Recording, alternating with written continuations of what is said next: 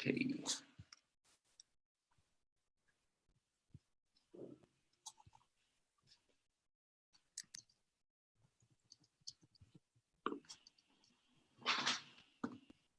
Ok, bueno, creo que podemos dar por iniciado este magno evento. Primero que nada, agradecerles a todos los que se empiezan a conectar a la transmisión.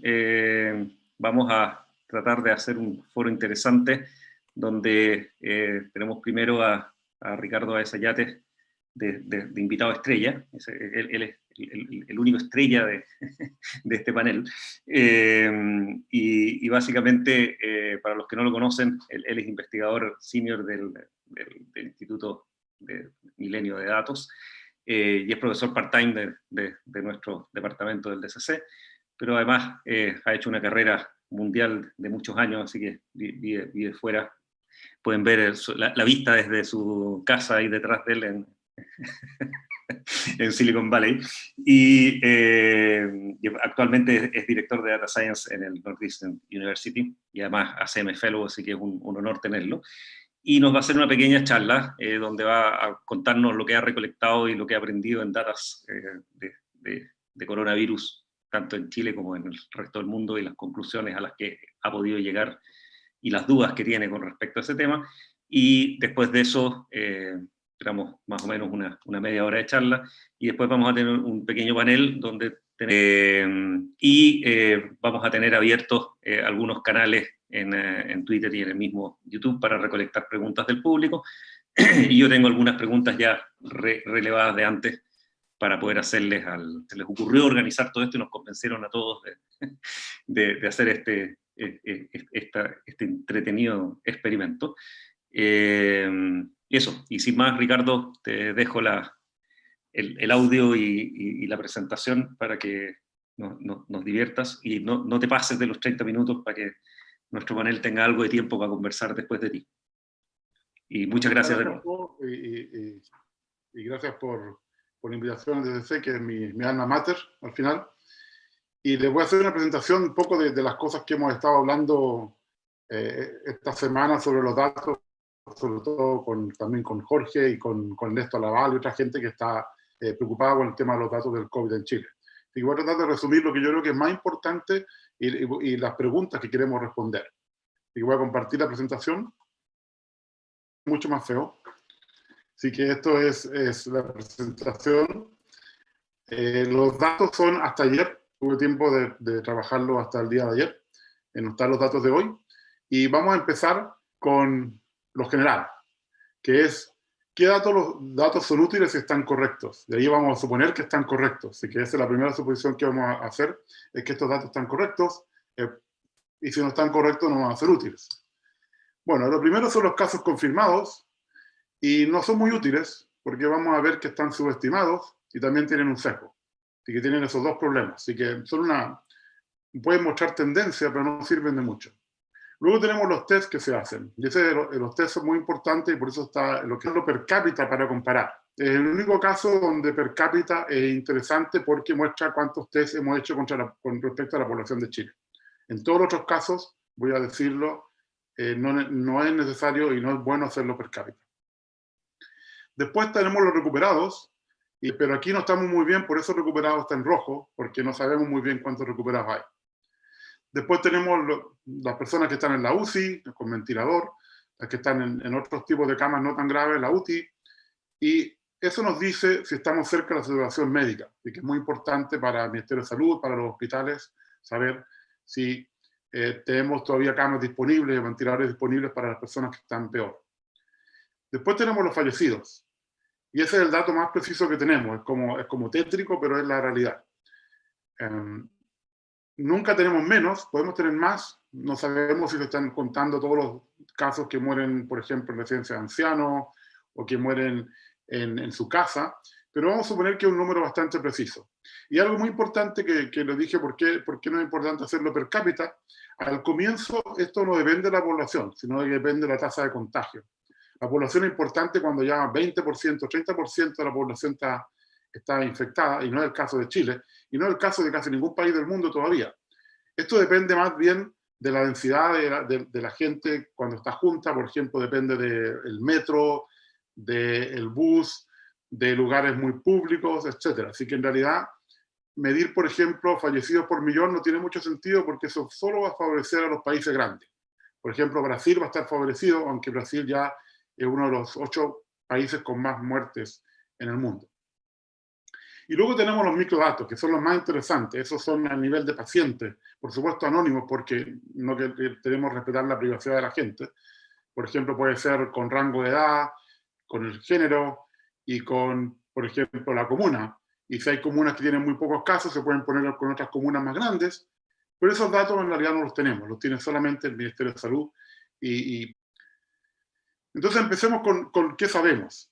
Y lo primero que hay que preocuparse es cómo van promedio geométrico móvil de 7 días, aquí ocupé una semana, y la fórmula la que está aquí a la derecha, estas pocas matemáticas que voy a usar es para todos los que están mirando que les gusta la parte matemática, y es una fórmula muy simple que dice que es como interés compuesto, que básicamente después de 7 días tenemos que multiplicar 7 veces por el mismo número, que es 1 más este porcentaje que está aquí en el eje vertical.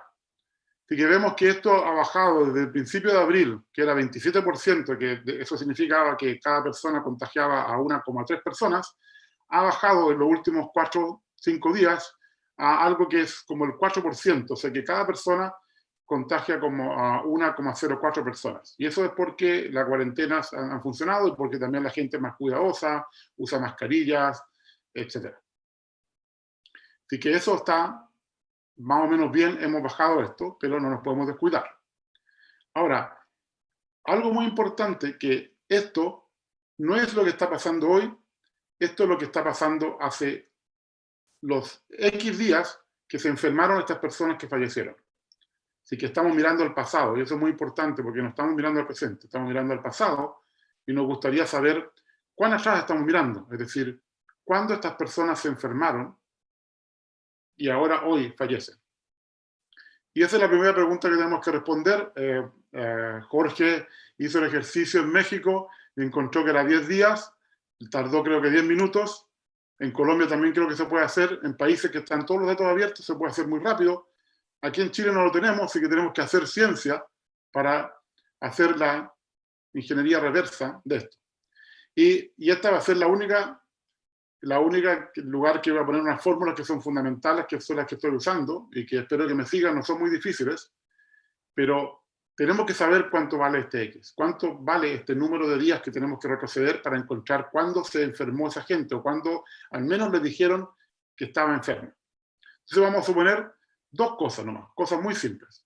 Vamos a suponer que los test que hacemos son muy buenos, son perfectos, y que son aleatorios, y que entonces los casos informados son una fracción fija de los casos totales. Es decir, CI, que van a ser los casos informados del día D, es una fracción que no conocemos, menor que 1, por ejemplo, puede ser 50%, de los casos totales de ese día. Ahí seguro que Mercedes nos va a contar, se estiman, por ejemplo, de la gripe es como 0,2%, se estima que va a ser al final. Entonces, sabemos que la gente que estaba enferma hace X días, por eso tengo ahí de menos X, toda la gente, si lo multiplicamos por la tasa de letalidad, eso debería ser los muertos hoy. Bueno, aquí tenemos 2 ecuaciones con 3 incógnitas, así que si los que se acuerdan un poco de matemática, es imposible resolver esto. No podemos resolverlo. Pero en realidad se puede resolver, pero hay que hacer un paso que es el interesante, que es que si despejamos las muertes dividido por los casos informados hace X días, nos da que eso tiene que ser la tasa de letalidad dividido por esta fracción que no conocemos. Pero eso es constante, porque son 2 constantes, y eso es una constante, y eso en realidad esa constante es lo que se llama la tasa de letalidad de casos.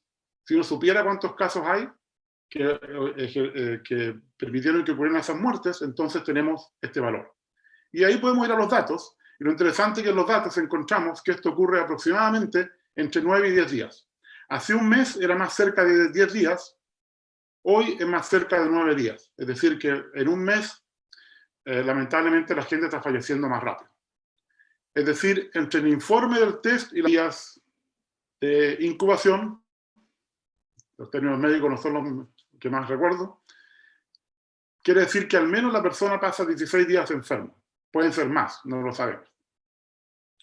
Pero con esto inmediatamente tenemos que la tasa de letalidad de casos es 2,1% y eso es algo muy parecido a otros países. Es decir, se ha medido lo mismo en otros países que tienen todos los datos abiertos y podemos medirlo directamente de los datos. No tenemos que hacer estas personas de la Católica y de un laboratorio que publicaron un artículo donde usando métodos más sofisticados llegan al mismo resultado. Es decir, 9,2 días llegaron ellos. Yo usaba 10 días porque tengo datos discretos y ahora voy a usar 9 días porque es más parecido a 9 días que a 10 días.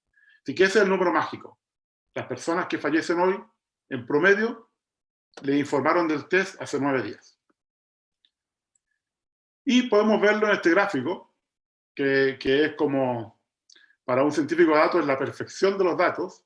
En este gráfico están los casos informados más 10 días, porque dije que este número era 9 o 10 días, y esa es la recta en azul, aquí la curva en azul.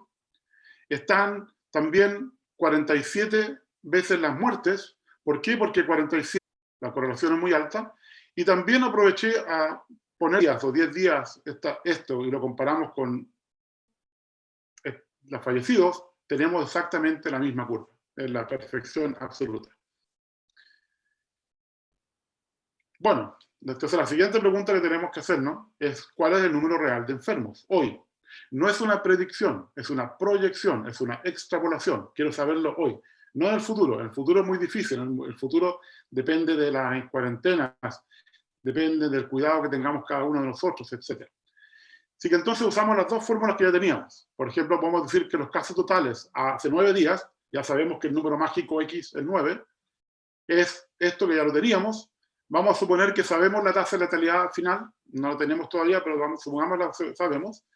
Y tenemos que los casos informados era esta fracción también mágica que no tenemos.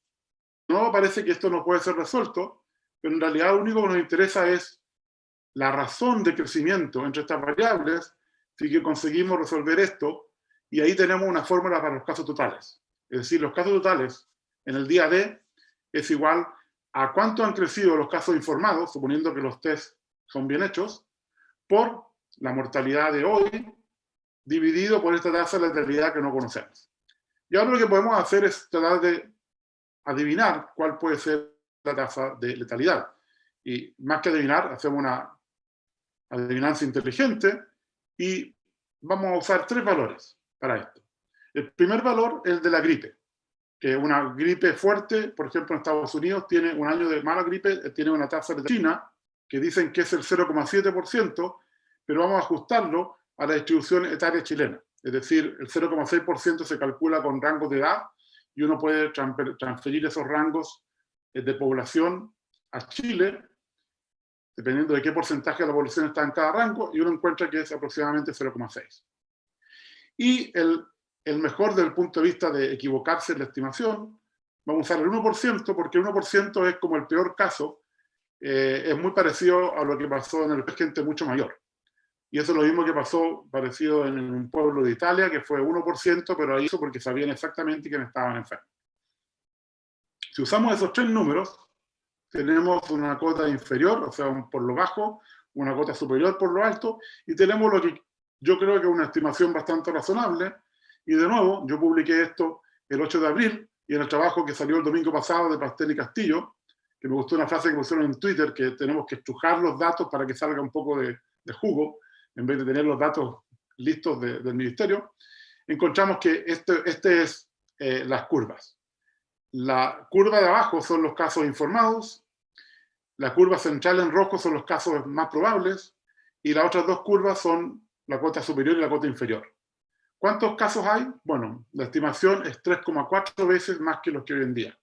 Hoy en día creo que decía que habían 24.000 el ministro. Bueno, tenemos como más de 70.000 ahora en realidad.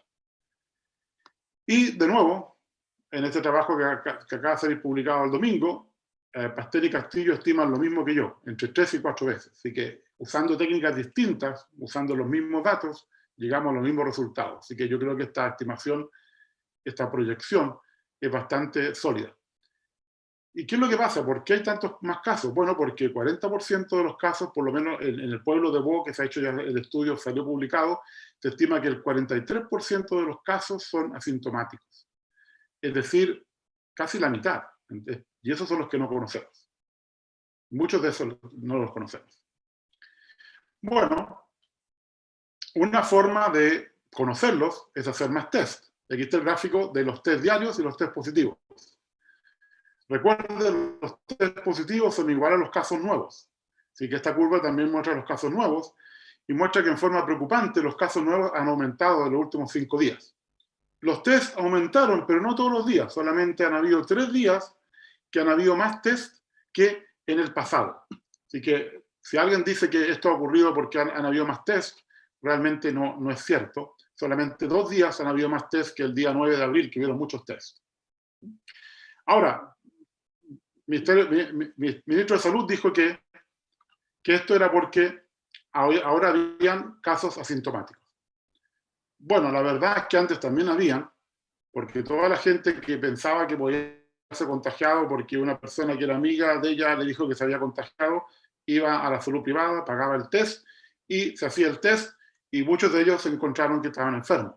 Así que asintomáticos ya existían, no sabemos cuántos son porque nunca fueron informados, así que realmente no es una buena explicación. Y si ven que hace 2 días el número asintomático fue 56, menos esa explicación cuadra con los datos. Así que este aumento de los casos no se debe a los casos asintomáticos, se debe a otra cosa. Y eso lo podemos ver en el siguiente gráfico, donde tenemos los test en porcentajes. En la línea azul es los test en porcentaje de la población que está reportada enferma. Pueden ver que el 9 de abril fue un día increíble, donde se hicieron más test que la gente que estaba enferma. Toda la gente acumulada enferma. Casi llegó al 140% de los que estaban enfermos. Hacer una proporción muy grande de test con respecto a esa población, en menos del 40%. Así que esta fracción F que mencioné, si fuera real, podría ser 40%, si fuera muy buena, lo dudo. Ahora, ¿qué pasa con los test positivos, con los casos nuevos? Si realmente la situación fuera igual, esto habríamos mantenido lo que pasaba el 26 de abril y todos los días anteriores, que la tasa de positivos era 8% y seguiría constante, pero no es cierto. Ahora hemos llegado a valores como 18% y 17%. Es decir, la tasa de positivos se duplicó. Así que esto significa que los test se están haciendo a personas que tienen más probabilidad de estar enfermas. Ahora, también se decía que habían aumentado mucho los test en la salud pública, pero si uno ve los números, han aumentado mucho más en la salud privada. Así que quiere decir que hay más gente que cree que está enferma. Así que otra vez, la situación no calza con los datos, o al menos lo que dicen de la situación no calza con los datos. Y tenemos que hacer entonces la siguiente pregunta. ¿Hacemos suficientes test? Bueno, no. Se han hecho test al 1,1% de la población, suponiendo que nadie se ha hecho el test 2 veces. Si alguien se ha hecho el test 2 veces, por supuesto es menos todavía.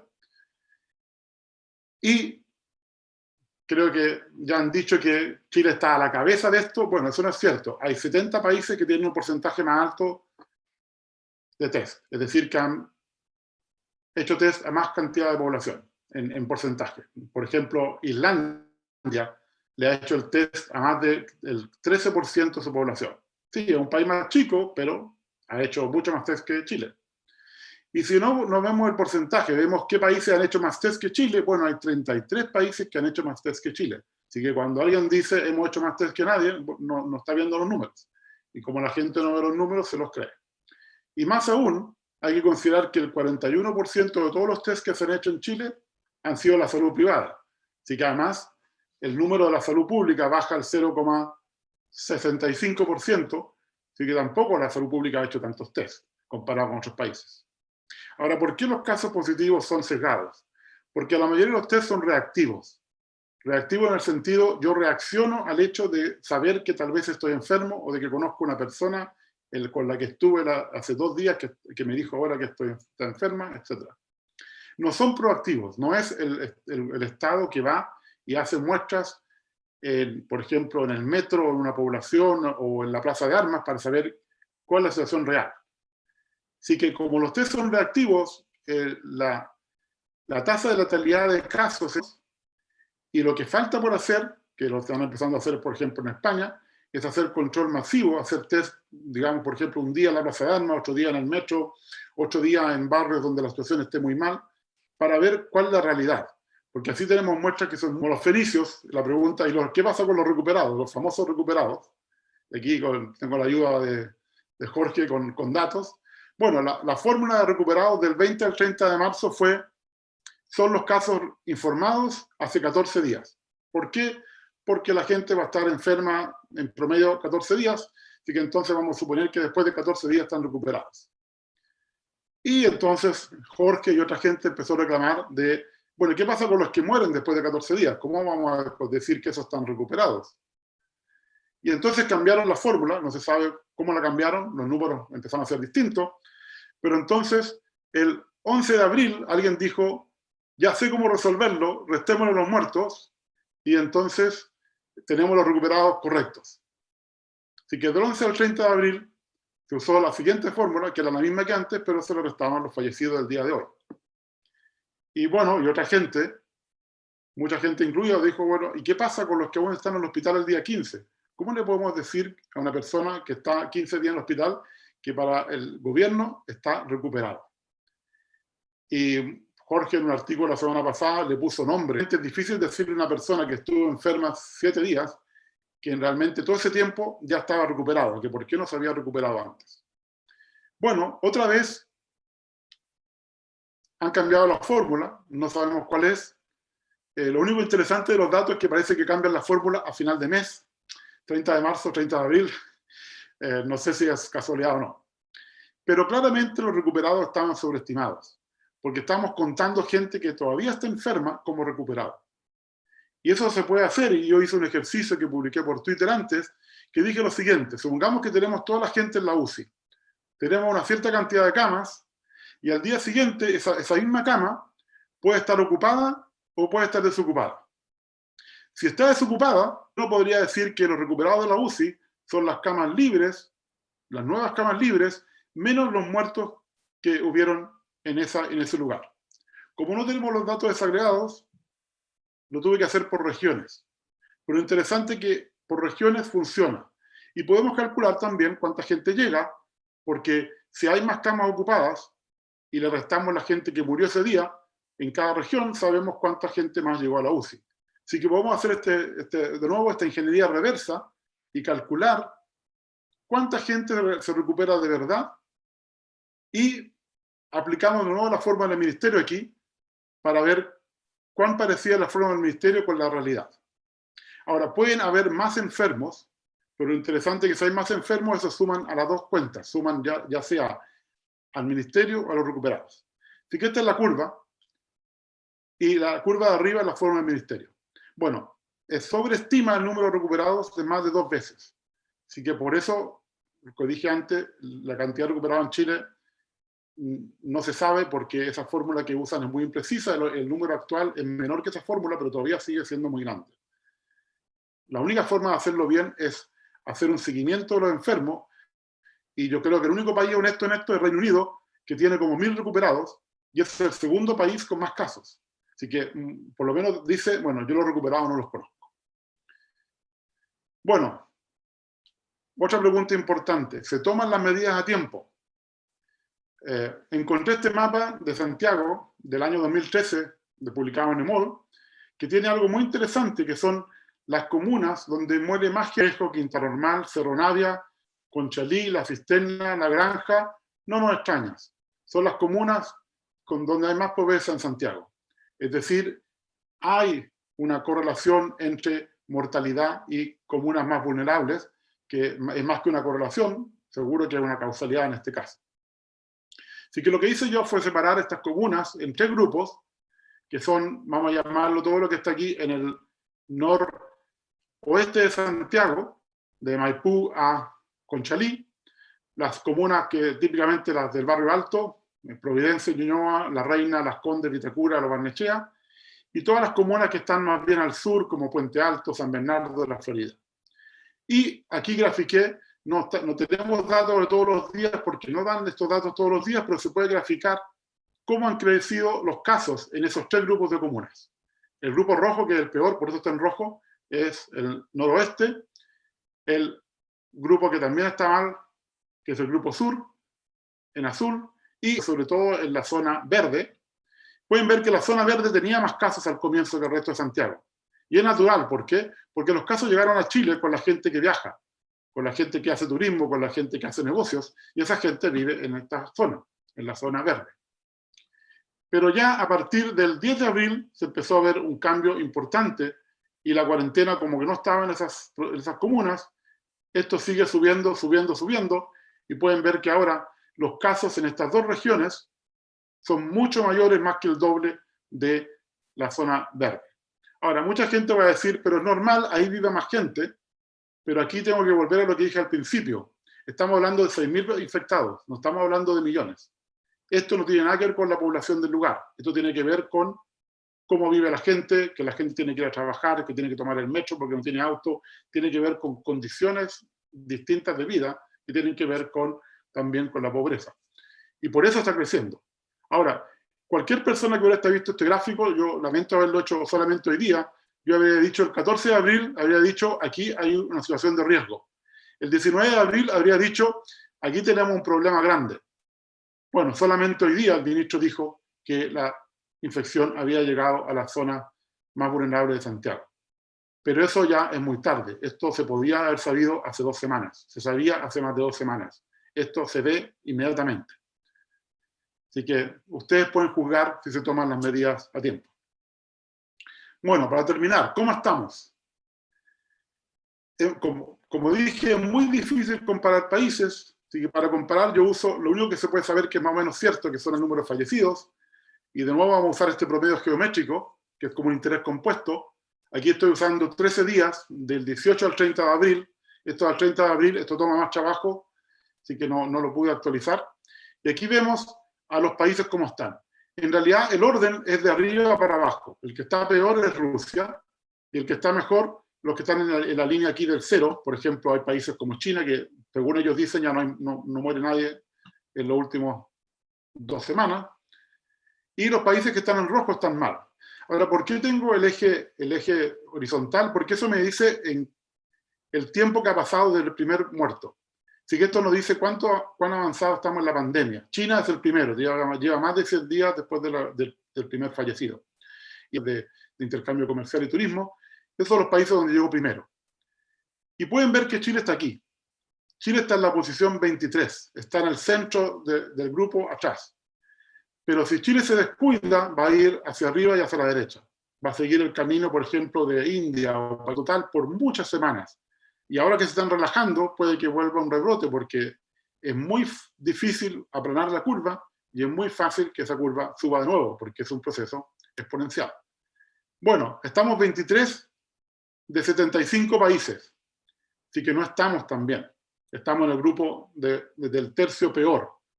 Hace 2 semanas estamos en el lugar 25, así que empeoramos 2 lugares. Así que hay que cuidarse porque estamos subiendo en este escalafón de la muerte, no bajando.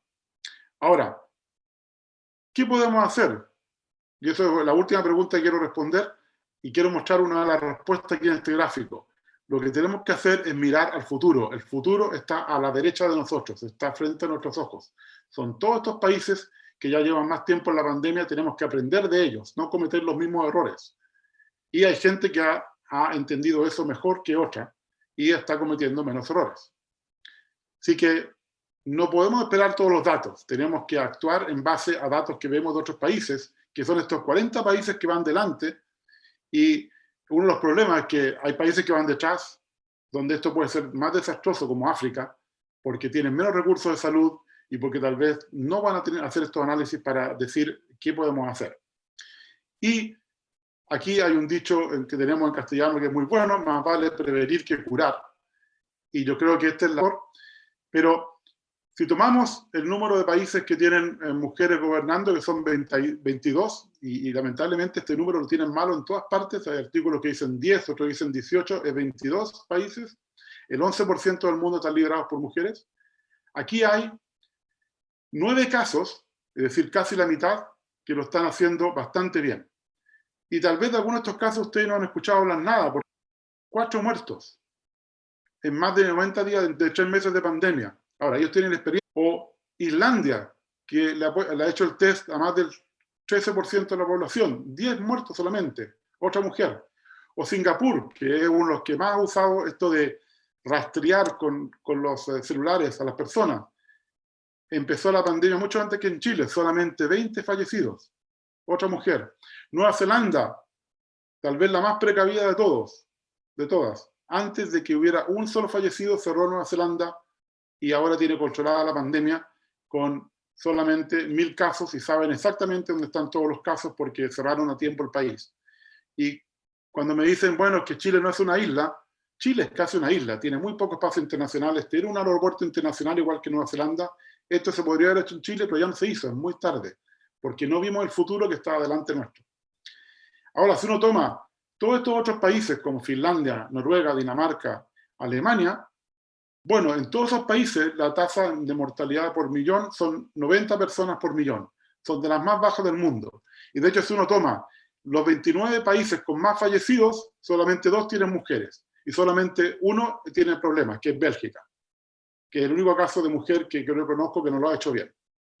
Y si uno toma los 20 peores países de tasas por millón, hay uno solo, y es Alemania.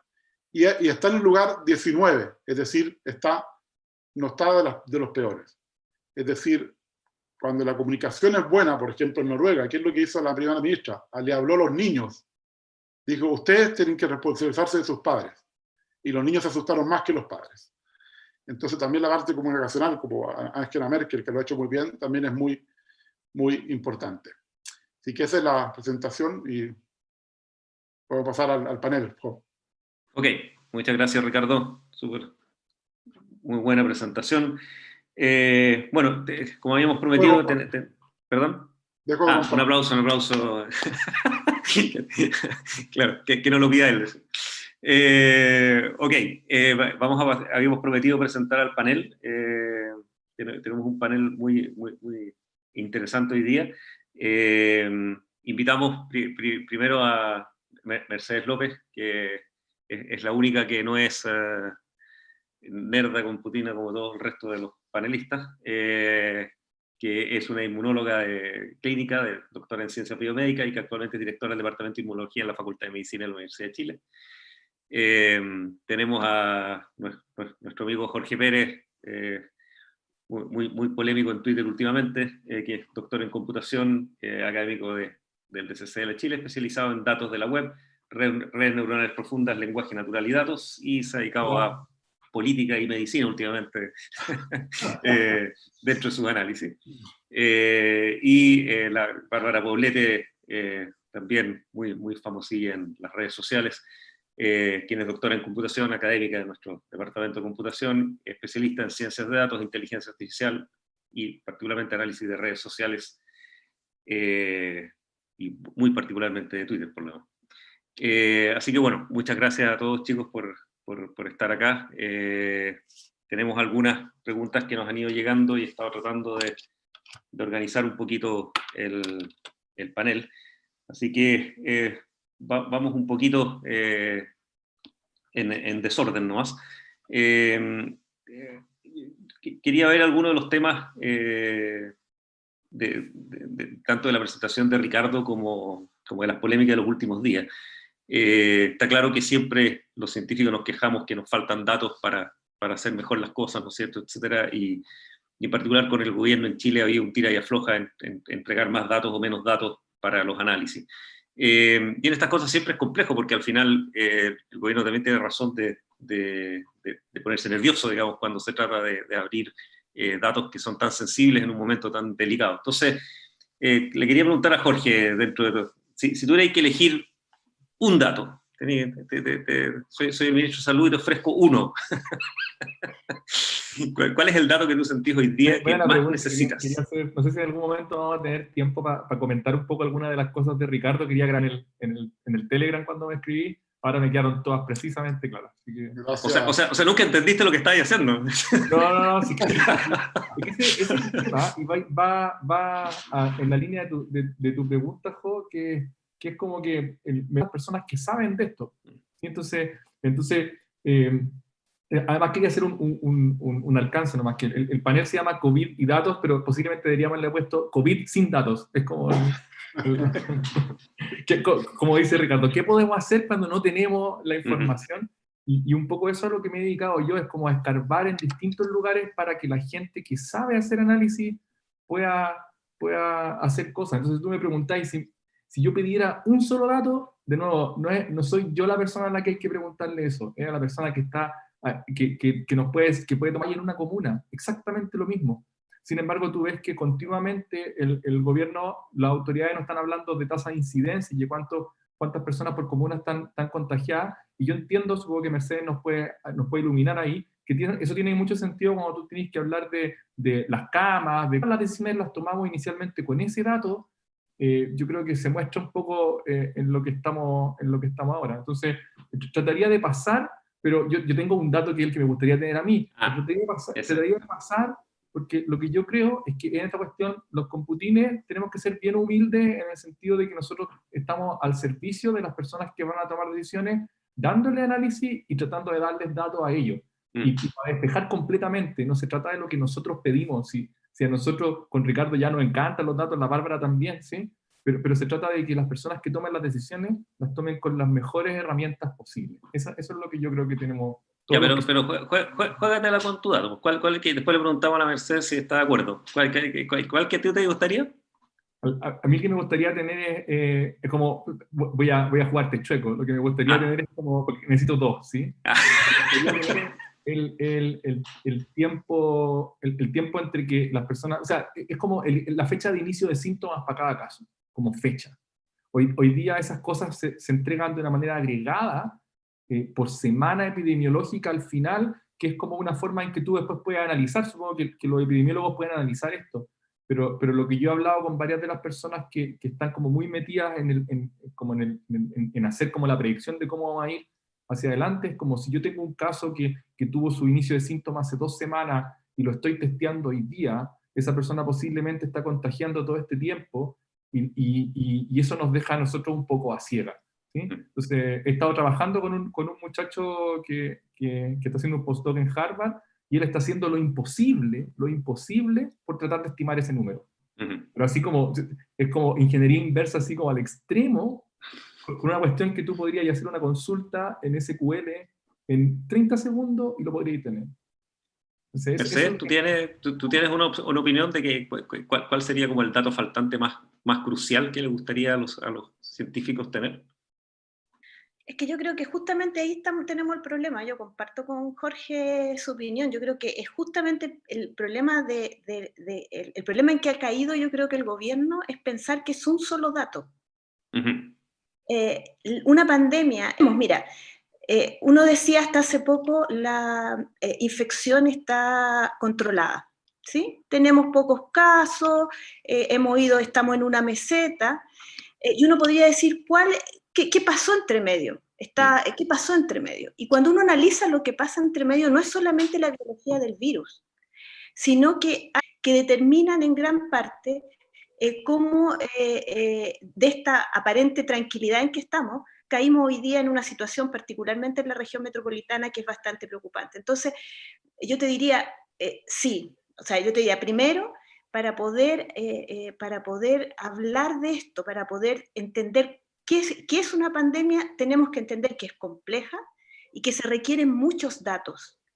Eso es lo que yo creo. Muchos datos interactuando entre ellos, entendiendo que son dinámicos, entendiendo que están moviéndose temporalmente. Los datos que son recolectados de Las Condes, Vitacura, de los datos que son recolectados en Cerro Navia, Quilicura. No es lo mismo el dato que es recolectado de una vivienda de un tamaño adecuado en Independencia que de un CITE de la misma Independencia. Entonces, uno tiene que tomar en cuenta eso. Ahora, eso saber es cómo se está moviendo el virus. y el virus se mueve con las personas. Entonces nosotros tenemos que saber, entender, particularmente con la estrategia de confinamiento dinámico, que es la que se tiene ahora, dónde está la gente que está contagiando. ¿Mm? Eso es lo que yo creo. Perfecto, súper. Sí, yo estaba pensando un poco que supongo que si yo fuera gobierno, digamos, uno de mis miedos sería justamente el que estos datos se mal usaran, uno generara pánico, ¿no es cierto?, etcétera. No sé, Bárbara, tú que has estado mirando más el tema de noticias falsas en tu vida y en eso, en torno al COVID y esta pandemia en particular. Ya. Lo que pasa es que al final es al revés el efecto. Mientras menos información sale, más circula la desinformación, porque las personas colectivamente tenemos esta necesidad de como sense making, o sea, como razonar sobre las cosas que están pasando de manera colectiva. Entonces, si no hay datos para la comunidad científica que está como afuera de la mesa técnica, etcétera, y para la comunidad en general, esto nos lleva como a especular, y cuando hay personas que plantan ciertos rumores o ciertas cosas, se propagan mucho más rápido, porque parece ser información valiosa y no tenemos cómo refutarla o no. Entonces, al final, el efecto es el contrario. O sea, mientras más transparencia pueda tener el gobierno con sus datos, y todo esto considerando que en ningún momento estamos pidiendo datos privados de las personas. O sea, acá la idea no es identificar a ninguna persona. O sea, hay maneras de asegurarse que los datos no están identificando a individuos. Entonces, si tú tienes datos desagregados, eso permite generar todo este tipo de análisis, como el que hizo Ricardo por su cuenta. O sea, Ricardo lo hizo sin los datos, pero ese tipo de análisis que van ayudando a este sense-making colectivo. ¿Ya? Entonces, al final, esto de cerrar la información genera más caos que lo que ayuda. Perfecto. Es claro, al final uno tiende a llenar los vacíos, ¿no? Sí. Sí. Inventar información si no hay. Sí.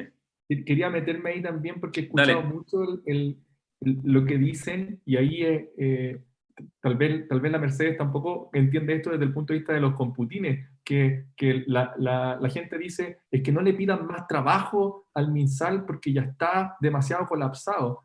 Y claro, datos crudos iniciales, de tal manera de que otras personas te ayuden a calcular las cifras que tú quieres.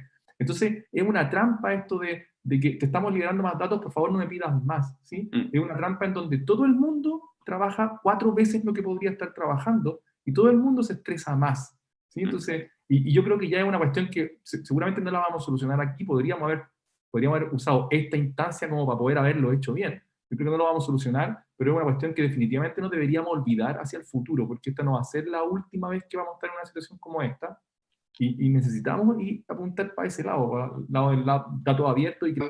Hay muchos errores o cosas que están incompletas, así que además no deben ser los mejores datos posibles. Entonces tenemos también ese problema. Aquí estamos suponiendo que los datos que nos podrían compartir son muy buenos. Mercedes quiere decir algo de esto. Mercedes. Sí, yo creo que en ese sentido es súper relevante que entendamos las diferencias. Por ejemplo, voy a poner una diferencia que tiene que ver con el tiempo del dato. Yo, de nuevo, no soy de datos, así que cuando ustedes toman un PCR en el servicio público, se demora alrededor de 3 días en volver ese resultado.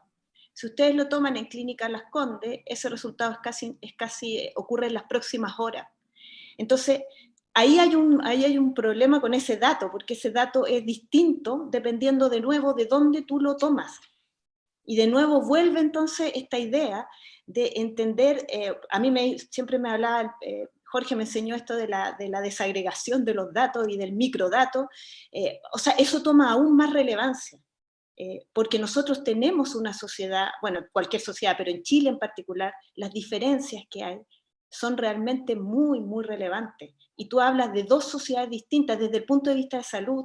Nosotros tenemos enfermedades que son radicalmente distintas entre los sectores de surponiente, suroriente, norponiente de la capital y la zona oriente. Tienen un perfil de enfermedades distintas. O sea, lo que se muere la gente en la zona oriente es distinto de lo que se muere la gente en la zona poniente. Así de diferentes somos. Desde siempre, en el fondo, eso ha sido, Entonces, no es por el COVID, digamos, ha sido siempre así, digamos. ha sido siempre así, pero en una pandemia esas diferencias se vuelven aún más radicales. Por ¿Cachai? supuesto. Entonces, cuando tú en el fondo dices, mira, ¿cuáles son los factores de riesgo del COVID? Yo te voy a decir, el factor de riesgo más grande del COVID es la pobreza. Ese es el factor de riesgo. Y lo estamos viendo con la letalidad que está siendo trasladada hacia los sectores más pobres, con el número de infecciones, etc. Eso nomás. Me gustaría agregar dos cosas que me parecieron muy interesantes de lo que dijo Mercedes. Es una, que podemos incluso ir más allá del ejemplo de los test. En algunos lugares no hay laboratorio para hacerlo en el mismo lugar, así que tiene que viajar el test. Y capaz que ahí no sean 3 días, sino sean 5 días. Así que en realidad con los test informados tenemos test de distintos días, etc. Y esto de que al final afecta más a los vulnerables, que mucha gente no sabe, que fue antes de que naciéramos todos nosotros, que la pandemia del 57, Chile fue el país más afectado, hubieron 20.000 fallecidos, y la mayor parte fue en los barrios más pobres de Santiago. Y después de eso hubo un cambio muy fuerte en la salud en Chile, porque había problemas de alcantarillado, había muchos problemas que no tenían que ver agua potable, que no tenían que ver con la pandemia misma, sino con la... Ricardo, pero también en general la gente ha insistido mucho en que lo que hay que hacer ahora es testear mucho, ¿no es cierto? O sea, que uno de los caminos importantes es aumentar los tests lo más posible, ¿no? ¿Cuál es la verdadera razón? O sea, ¿por qué es tan importante testear? Yo supongo que Ricardo y Mercedes podrán turnarse en la respuesta. Yo a Ricardo lo he escuchado decir eso y Mercedes porque debe saber. O sea, es como raro para la gente normal, digamos, pensar en porque testear no ayuda en nada, ¿no es cierto? O sea, no estamos arreglando nada, solo estamos haciendo test a un montón de gente. ¿Por qué sientes que es tan importante testear mucho más que lo que estamos testeando hoy día? Yo puedo hacer una respuesta rápida, seguro que Mercedes va a tener una respuesta mejor que la mía, porque va a ser, pero desde el punto de vista de datos, desde el punto de vista de hacer muestras, yo diría por 2 razones. Una es porque mientras más test hagamos, mejor vamos a saber la realidad, pero más que la cantidad de test, yo creo que es más importante qué test hacemos, no la cantidad. Por ejemplo, sabemos que los test actuales están sesgados a personas que tienen que pueden estar contagiadas. Tenemos que hacer test que no estén sesgados a eso, tenemos que hacer test que sean realmente aleatorios para saber qué es lo que realmente está pasando. Por ejemplo, aquí en Stanford se hizo esto y se encontró que posiblemente aquí en el Silicon Valley hay 50 veces más gente enferma de lo que pensaban. ¿Por qué? Porque era un test aleatorio que podían medir entonces la verdadera incidencia del contagio en la zona. ¿Mercedes? Sí, mira, yo creo, yo creo fundamentalmente que, y lo que uno haga depende de una estrategia ordenada. Y ese yo creo que es el principal problema. El problema es que cuando uno elige una estrategia, tiene que ser consistente con esa estrategia. Porque si no pasa lo mismo que con el Transantiago, ¿no? O sea, queremos traer unos buses oruga que sirven para Bélgica o para Viena, pero que no sirven para Santiago. Entonces yo creo que eso es fundamental. Cuando uno elige una estrategia, entonces tiene que ser coherente con ella. La estrategia chilena se basó fundamentalmente en el testeo de casos y contactos. Ahí estaba en el fondo sustentada esa estrategia. Y para tener un adecuado testeo, es lo que dice Ricardo, ¿cierto? O sea, hay que testear aleatoriamente, porque es la única, primero hay que testear a los contactos de los casos. O sea, primero tú tienes que decir, mira, esto es un caso, y por lo tanto la forma en que el virus se disemina es a través de sus contactos, y por lo tanto primero tienes que ser estricto en testear los contactos. Y segundo, tenéis que hacer efectivamente muestras aleatorias para saber cómo se está comportando la infección en la población. Y para eso tú tienes que tener los laboratorios suficientes. Hoy día lo que sucede, y bueno, yo no tengo ningún dato porque no tenemos ningún dato, pero no sería raro que en la zona oriente de la capital haya habido gente que haya tenido acceso al PCR 2, 3 o 4 veces. A diferencia de lo que ocurre al principio, ahora ha ido mejorando, eso hay que reconocerlo, pero al principio en los consultorios de atención primaria llegaban 10 tórulas para poder tomar 10 exámenes al día, y había que elegir entonces solo a los sintomáticos. Entonces, yo creo que el problema acá es que para que todos los modelos, todos los datos y toda esta cosa funcione como uno quiere que funcione, uno tiene que elegir la estrategia y ser otra, va a tener que cambiar y va a tener que moverse un poco. Eso yo creo que eso es fundamental. Súper. Te voy a poner un ejemplo, la epidemia de cólera. La epidemia de cólera que hubo acá en Chile en 90 y tanto, fue uno de los mayores éxitos de salud pública de este país de los tiempos modernos. ¿Por qué? Porque en el fondo sabíamos que en Perú el cólera mató un montón de gente, y cuando llegó a Chile, el Ministerio de Salud se tomaron medidas fundamentalmente educacionales. Las medidas educacionales fueron brutales. Aparecía todos los días en la televisión, en carteles, tienes que limpiar las verduras, tienes que lavarlas. Se cerraron todos los campos que se regaban con agua servida, se cerraron. O sea, no es que se permitieron, no es que estuvieron 5 días abiertos, no, se cerraron. Y se hizo una campaña comunicacional y una comunicación de riesgo a la población que fue de las mejores. Y de nuevo, entonces, no es solo datos, ¿Y tú sientes que en el caso actual en Chile, en el fondo, o sea, igual se optó por una estrategia, ¿no es cierto? O sea, uno puede estar en acuerdo o en desacuerdo, pero como que tomaron una estrategia y al no funcionar, tu sensación es un poco como que no han tomado una nueva estrategia, una cosa así, o sea, sientes yo creo que se tomó una estrategia, pero no se entendió la estrategia que era. El ingreso del virus a Chile fue bien que se dijeron. Bueno, para seguir a los casos y los contactos, tenéis que tener medidas que efectivamente les obliguen a los que venían llegando a tomarse las PCR para saber si estaban o no estaban contagiados, no en la aparición de síntomas, sino que en el mismo aeropuerto. ¿Sí? Y segundo, saber seguir a los contactos. ¿Y cuál es el problema de ese seguimiento? El problema es que la epidemiología de campo del MinSal ha estado muy debilitada, se debilitó muchísimo. La epidemiología de campo es el médico o el profesional de la salud que va a la casa del contacto, que va a la casa del enfermo. No es el llamado por teléfono, ¿me entiendes? Yo fui de esa atención primaria, así que lo digo porque cuando yo recién egresé, yo iba a hacer eso al lugar. Yo trabajé en un consultorio en Peñaflor, y nosotros íbamos a las casas de la gente. Si no venían a vacunar a los chicos, nosotros íbamos a buscar.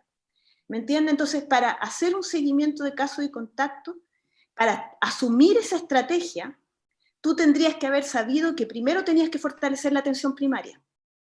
En enero tendrías que haber fortalecido la atención primaria porque es la gente que está en los territorios. Te voy a poner otro ejemplo. Decían de que habían unos brotes en unos CITES llenos de inmigrantes. La gente ha tenido confianza de ellos para poder ingresar a hacer los test y que no se sientan perseguidos por la autoridad. Entonces, hay una multidisciplinariedad que es absolutamente necesaria para que las medidas que se tomen sean coherentes y funcionen. Y la otra cosa, y no puedo dejar de decirlo, en un país como Chile, las medidas económicas son vitales. No sacas nada con cuarentenar a la mitad de Santiago, especialmente si son de las zonas más pobres, si no tomas medidas económicas que les permitan seguir esas cuarentenas. Porque van a salir igual, claro. Entonces no digas de que son unos irresponsables y que son, porque en el fondo... Esto que... Perdón. No estoy bien. Los países. Por ahí entró el virus. Y es interesante porque, tal como ya dijo, la vía es muy estrecha, y de hecho hay ejemplos clásicos como en Uruguay, que fue una persona que llegó de España, una sola persona que se sentía ya mal, y el día siguiente se sintió bien, y en vez de quedarse en cuarentena fue una boda, y ahí comenzó el virus en Uruguay. Es decir, fue una persona, o el famoso caso 31 de Corea del Sur, donde era una mujer que iba todos los días a la iglesia y que estaba enferma, y cada día que iba a la iglesia infectaba a 20, 30 más. Es decir, es una vía muy estrecha, ya cuando ya están tantas personas infectadas ya no lo puedes parar. Al principio del momento. Y eso es lo que ha hecho Nueva Zelanda, entre paréntesis. Nueva Zelanda lo hizo justo cuando ya la cantidad de personas infectadas era tan pequeña que todavía podías controlarlo. Ya cuando pasa más de 1000 ya no puedes hacer nada. Perfecto. Oye, Jaime Naón, de la Católica, así que por ser de la Católica lo vamos a dejar pasar. Básicamente quería el comentario de un poco al panel de esta polémica que hubo sobre el número de muertes, ¿se acuerdan? De Alejandra Matus y el número de muertes registradas en el registro civil versus lo que usted, después, Ricardo trabajó harto en tratar de entender ese número. No sé si tienen alguna conclusión un poco de esa historia, digamos, de realmente... Esto no pasaría, no sería polémica si es que tuviéramos acceso a los datos, o sea, es una polémica completamente por el hermetismo. Y después sale el ministro de Ciencias a desmentir lo que dijo la periodista, y eso fue porque, pero es un desmentido que tenemos que tomar por su palabra, porque no hay cómo corroborar tampoco lo que está diciendo el ministro. Entonces, todo este caos en ese sentido, lo que yo he observado es que se transforma muy bien como en una guerra política, es como a quién tú apoyas, qué partido eliges, si es que tú estás pidiendo más datos, entonces tienes que ser zurdo, si estás apoyando, estás en contra de tu gobierno, y en realidad lo que todos queremos es que el gobierno lo haga bien, ¿ya? Todos queremos apoyar al gobierno y nosotros sabemos que a través de la vía de los datos abiertos es como lo va a poder hacer mejor, ¿ya? Era solo esa acotación. Sí, no, pero acotando lo que dijo Bárbara, algo muy interesante que después son. Y al final la conclusión es que no sabemos. No, yo creo que... Mercedes, ¿tú sabes? No, no sabemos. Y no sabemos no solo por un asunto de datos, ¿eh? No solo por eso. No sabemos porque cuando yo anotaba eso de las muertes que ponía Ricardo como un foco de... Yo voy a permitirme poner un warning con respecto a eso. ¿Por qué? Porque resulta que cuando un país se enfrenta a una pandemia de esta naturaleza con un sistema de salud que es limitado, recuerden que el 80% ha podido responder bastante bien, a pesar de todo. Yo creo que eso es una conclusión que deberíamos sacar desde acá. Pero eso implica también de que los esfuerzos que se colocan en COVID se sacan de otro lado. Y obviamente hay una patología crónica que está atendida por el sistema, que hoy día de alguna manera, si bien el sistema ha seguido funcionando, uno podría decir entonces de que podemos tener muertes asociadas también, no solamente a COVID, sino que a la situación misma en que los sistemas de salud están sobrecargados. Por eso hay otra razón aún más por la cual hay que proteger los sistemas de salud, no solamente por las muertes asociadas a COVID, sino por aquellas que van a suceder, no asociadas a COVID, pero por la caída del sistema. Uh-huh. Y la otra cosa importante es que en una resolución que saca el Ministerio, en una comunicación que se envía al Servicio Médico Legal, aquellos muertos que ocurren en domicilio no se le hace el test, no se hace el test. Entonces, vamos a tener una serie de... Eso ocurrió en todas partes del mundo, no solamente en Chile. Vamos a tener una serie de muertes que están ocurriendo en domicilio, que vamos a tener que suponer que el ministro lo decía, jugaba con esto de las muertes, porque hablaba de muertos con COVID, muertos por COVID. En esa era una cosa mañosa, porque claro, un paciente puede ingresar con una diabetes descontrolada, tiene COVID, le va a ir mucho peor que si no tiene COVID. Entonces, definir cuál es la muerte con o por resulta mañoso. Sí. Y a mí me gustaría preguntarle eso al ministro, porque de la noche a la mañana las muertes empezaron a ser 6, 5, de 13 diarias que teníamos. Eso a mí no me cuadra mucho, ¿me entiendes? No... sabiendo que los sistemas que los sistemas están entrando en saturación, en la región metropolitana, todos los hospitales del suroriente y surponiente están copados ya. El hambre no sabe qué decir, no sabe qué opinar, no sabe si ponerse histérico, no sabe si decirle bien gobierno, no sabe nada. Entonces yo creo que eso es muy dañino y es una comunicación muy dañina para la población. Ricardo. Sí, no, que es muy cierto. Por ejemplo, en Bélgica también la situación está muy mal porque son los más honestos. Si hay cualquier sospecha de que fue por COVID, la muerte es por COVID. Entonces tienen más fallecidos por COVID per cápita que por el resto del mundo, porque si hay una sospecha es por COVID. Es decir, no se autoengañan. Otros países no lo hacen. Algunos países no dicen exactamente, otros no cuentan fuera del hospital, etc. No, pero que respondiendo directamente a la pregunta de Jaime, hay que respondérsela a Alejandra Matus, por ejemplo. Yo le pregunté varias veces de dónde venían sus datos y nunca los dijo. Se suponía que eran del registro civil. La explicación que se dio era que la gente que se registraba un día no era la gente que moría ese día y que había más lunes y todo eso. Bueno, todas esas explicaciones son irrelevantes, no hacen diferencia estadística, en parte porque en Chile en promedio mueren 310 personas en más de un mes, es menos que un día de fallecidos en Chile. Entonces, estadísticamente no podemos hacer ese tipo de análisis. Si los datos son ciertos, todavía no hay suficientes fallecidos. No es como en otros países que han muerto 20.000 personas, 70.000 en Estados Unidos, claro. Eso ya es una diferencia estadística. Pero aquí todavía no ha muerto un día promedio de Chile en toda la epidemia. Y yo espero que esto nos siga avanzando. Si tenemos 3, 4 meses malos, ahí sí uno va a poder decir, mira, aquí hay 20% más muertes de lo normal y estadísticamente es significativo. Perfecto. Ok, chicos, nos toca ir cerrando ya el panel. Me cuentan que tuvimos buena audiencia, un buen People Meeter, así que muchas gracias a todos. Quería darles la oportunidad de despedirse. Pueden decir sus últimas palabras. yo lo pensaría un poco, nos está escuchando mucha gente de muchas áreas, por la enorme mayoría deben ser computines interesados por el tema de datos, pero también hay gente común y corriente que nos repiten. Un poco, ¿qué debería hacer la gente? ¿Qué debería hacer Chile? ¿Cuáles son nuestras opciones en un minuto donde básicamente tenemos tanta incerteza? Mercedes, puedes partir tú para mantener el orden. Yo creo que es las medidas que tienen que venir desde la autoridad. En un país, en una sociedad, los liderazgos son importantes. En ese sentido, yo creo que a este nivel de la pandemia, yo creo que tienen que haber por lo menos 3 cosas que hacer. La primera es fortalecer la atención primaria, fortalecerla de verdad, porque es ahí donde están los sensores, tomar medidas urgentes, porque probablemente las medidas de aislamiento físico van a tener que mantenerse en la región metropolitana, en algunas otras regiones probablemente, y eso requiere que se tomen medidas económicas urgentes.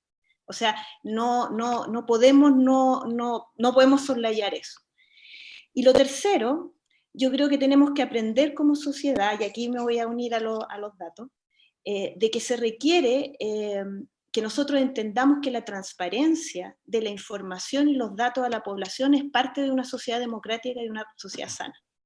O sea, una sociedad sana no es sana si oculta sus datos y su información.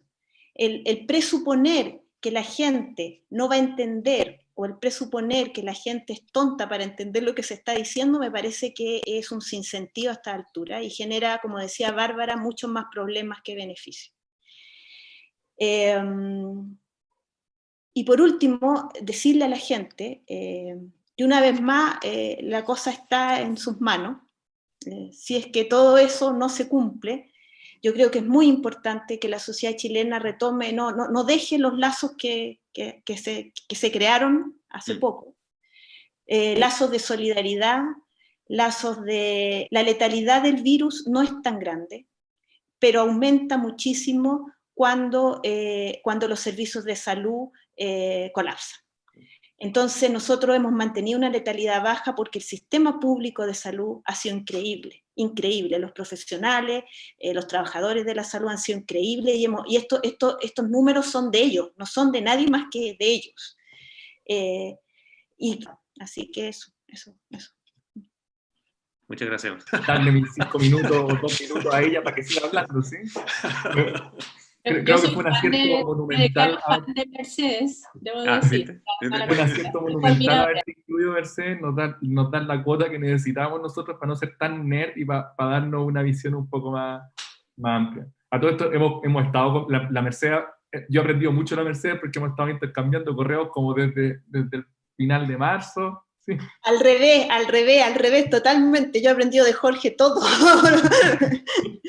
Eso es lo que pasa en los momentos de precariedad. De repente uno se junta para poder aprender un poco más de esto, ¿sí? Hay cosas buenas en las crisis también.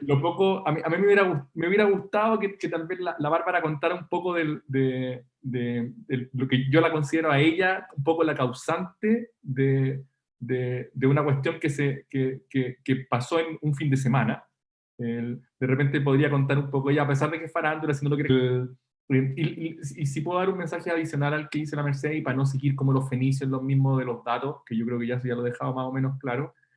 Otra cosa que a mí me preocupa es la forma en que se comunican las cosas a las personas. Si ya no nos van a dar datos, y van a dar solo cifras, intentemos comunicarlas un poco mejor. Yo creo que a las personas que solo tienen los datos que se entregan en la conferencia de prensa por el ministro de Salud, ese es el mensaje que le llega, no le llega ningún otro mensaje.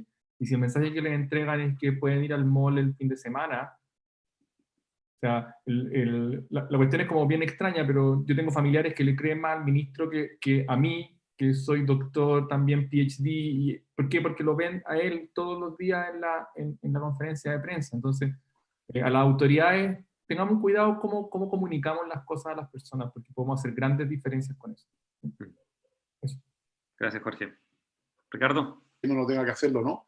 Pero yo creo que la preocupación empieza por cada persona. Y yo creo que si uno tiene que esperar a que alguien prohíba una fiesta, por ejemplo, ya tenemos un problema, porque nosotros mismos deberíamos decir, no podemos hacer una fiesta porque esto es peligroso. Otro tema que no se ha tratado, pero es muy importante, hay 20% de las personas de Chile que no tienen conexión a Internet. Esos son los desconectados.